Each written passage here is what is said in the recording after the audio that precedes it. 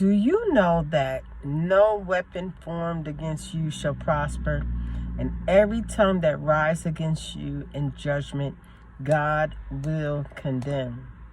He is such an awesome God, and my testimony will be short but sweet. On this day, we see victory for an incident that happened and was trying to take a long time to get, out of the way. My daughter was being bullied at school. Not only was she being bullied at school, but there was a lot of other incidents that was happening at the school that many times before I wanted to interfere. I am known as the mother that will go to a school and handle anyone, the principal, even the child, in regards to my child, because I am that type of mother. Let me give you an example. I have an older child. She's 27 years old, and that's my baby girl, and my son. Whenever they had problems at school, I was the first one there because I was ready to handle it. For both my son and my daughter, I went up to their bullies when I recognized who they were, and my kids pointed them out, and I whispered in their ear, or I said to them nicely, "You see this one right here? Don't bother this one. He or she has a lot of cousins. Do you want their cousins to come up here? If not, I'm going to ask you from now on, do not go near them, because if you do, it's over for you." I was that type of mother, and I still am to some degree. But for my daughter, Mary Tiana, she never wanted me to do that. I would tell her, look, it worked for Cookie. Her bullies stopped. Never bother her again. It worked for Kevin. His bullies stopped. We'll never bother him again. And here's the thing. Sometimes children have to know that other children can be represented in that child's life, so that they'll know, listen, they got more than just them.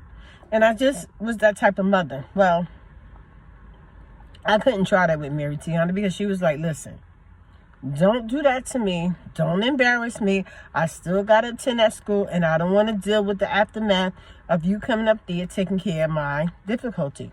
So, you know what? I tried for a long time. She sleeps, so she ain't really listening to me. I tried for a long time to ask her, please let mommy just come up there, find this little bully, and handle it for you. She said no.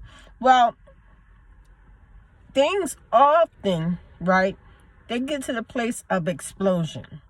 If you don't handle it, it starts to get bigger and bigger. It's like a sore that is infected. It'll start small, but it'll grow even more and more painful if you don't ever treat it with the right treatment. Well, this is what happened this week. So Mary Tiana, she goes to school last Thursday, and she came home, and I said, Mary Tiana, where's your phone? And I know that she put it in her book bag every day at the bottom of her book bag, so that she will have it for emergencies only, because she is a very obedient kid. She doesn't want to get in trouble, so she will not pull it out during school. Well, she goes to look in her book bag, can't find it. She said she was looking after school to make sure she can call me when she got close, because that's our little drill. She knows that she has to call me right when she get close to home, after she get off the bus. So she can't find the phone. Okay. I said, I know you put it in there. I saw you do it this morning when you went to school. She said, I did, Mommy, and I don't know where it's at. So I'm looking through her things after she left. She would take her father outside when he comes in from work. She says, Daddy, can you help me look through the car? Because I don't know, maybe I dropped it when I thought I was putting it in my book bag with Mommy this morning when she dropped me off to school. Well, they dig through the car. And Mommy said, let me try later on. Because, kids and daddies, they don't know how to look as good. So I had to go and check and make certain. No phone. Look through the house, no phone. Okay, Mary, what happened? Mommy, I think somebody stole it out my bag. Okay. And I was like, okay, let's figure this out. The next day she gets to school, and the little kid say to her, what's your birthday? Now, this is the kid that her name is Faith. I don't know what her name is, because she seemed like it should be Demonina, or Demon's Girl, or something like that, because the girl is just rough. Anyway, this is the same girl that's been bullying my daughter, and I didn't know to the capacity until this week, where my daughter came to me and she was just done. And I'll tell you about that later. But anyway, so she told my daughter, she says to her, can I get your birth date? My daughter was like, huh? She asked my daughter for her birthday the day after the phone was taken. So in my daughter's mind, she imagined, oh my God, why would she be asking that? While my daughter's at school, I get a hit to my phone. And the hit that I get to my phone is the address to where the phone supposedly was. So I give it to, the next day I go straight to the school, let them know, listen, this is where the phone is known. Can I get some help? What should I do? Well, the police officer there at the school referred me to the police department. The police department waited for me, and we met over at the building where my daughter's phone was dinging at.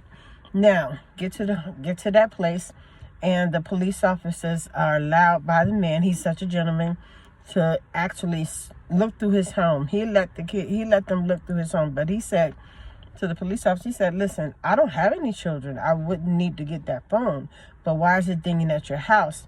Well, he said, every day, kids from the school come and they hang out in my yard. Well, this is a huge house, gorgeous, beautiful home on the corner of my daughter's school, because we live in the suburbs and all it is beautiful, lush homes and stuff in our area. But this man has a big yard, and it's like outside of the part where the school is. So the kids, I guess they go over there in that area and just play in his yard. He has no children, he tells them. Well, they let him see, he let them look through the house and no phone. Okay, fine. All right. So I look at my phone again to see if anything else comes up. Nothing else comes up. And so they said, well, you keep our information. Please call us if you get any more information. And we'll definitely see if we can retrieve your phone from wherever it's at. And so that night, nothing happened. Over the weekend, nothing happened. Something hit my phone on, I believe it was Monday night. When it hit my phone on Monday night, I didn't see it. But the next morning, I decided to check my next afternoon, I decided to check my phone again. Not only did it hit at 8:46 in the night, it hit again. And so I called the police officers and I said, listen, I just found this phone been hit at a totally different place, which is not far from the first house. Well, the police officers later that night, they come to my house and they was like, listen, we found the phone. And we found the phone, but before they found the phone and brought it to the house, my daughter comes home from school. This was yesterday. I'm probably getting the time all wrong. And when my daughter comes home from school, she says she was looking really broken and sad. And I was like, what happened today, Mom? Please talk to me. And it was like I had to beg her, what went wrong? And she just started crying. She said, Mommy, I don't want to go to school anymore. I don't want to deal with this mess anymore. I just want to leave. And then her and her father, when her father finally came in from work, they started debating. He's saying, listen, you have to go to school. You got to be stronger than that. You can't let nobody run you off. You know how men are.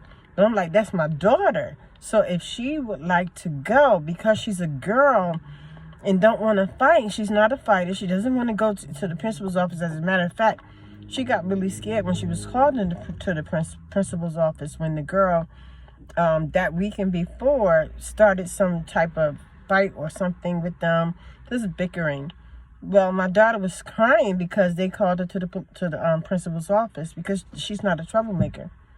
Well, now we go back to the night that the phone was found. Before the phone was actually brought to the house, Mary was crying. I kept asking her, how was your day? What went wrong? Because she looked really sad, right? She would sound like almost in despair, like she was losing hope. And I've always taught my children, don't let the enemy try to trick your mind up to hurt yourself or harm yourself when you have trouble. But talk to Mommy and we'll find solutions and God will help us through.